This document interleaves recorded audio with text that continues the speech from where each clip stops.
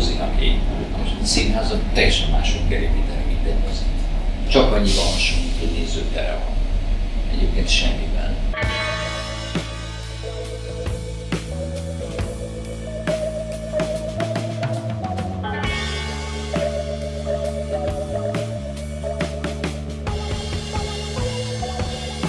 A színház lényege a színpada, az oldalszínpadai, a hátsó színpada, a magassága és így tovább.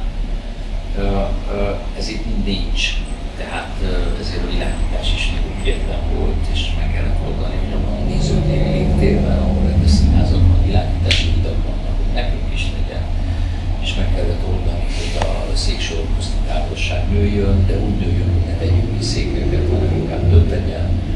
És lassan visszakaptuk azt az eredeti alaprajzot, amit Gergó Szigeteon tervezett 1937-ben, és amit a 70-es évek végi felújítás elmondott.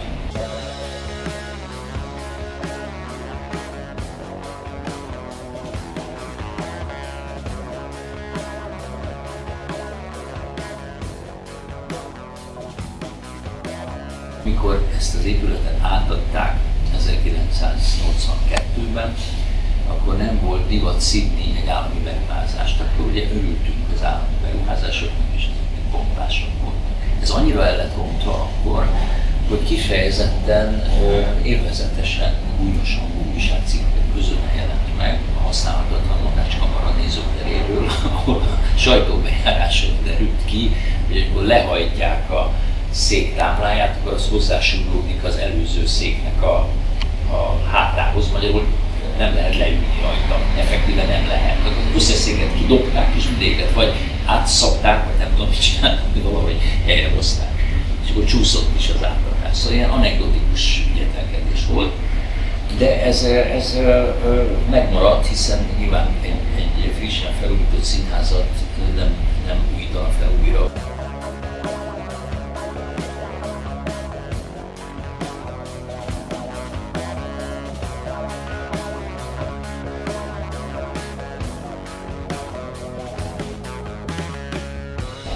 Kellett várni a helyzetet, hiszen ez drága dolog egy színházat átépíteni, és sok színház van, amely rossz állapotban van, de hát ezt ki kellett várni türelmesen, hogy végre megcsinálhatjuk, és idén végre volt erre forrás.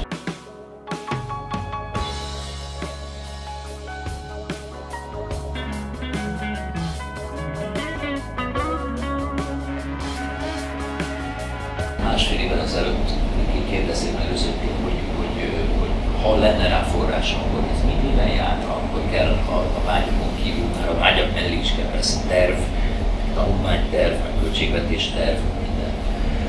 Egy ilyen 10 oldalas dokumentáció, de akkor csináltunk egy 50 oldalast, és akkor megszavazták ezt a pénzt.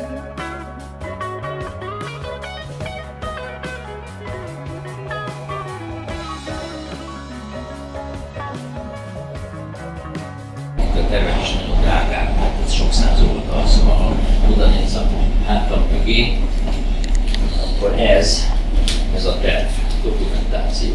Műszaki terv, építészterv, elektromos terv, épészet, nem tudom, mindegy.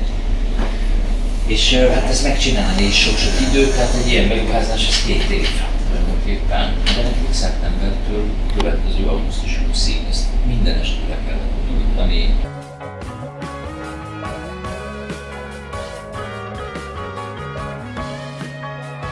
Kétirányú építkezés, egyrészt visszaállítjuk az eredeti, az alaprajzot tekintve, másrészt meg modernizáljuk.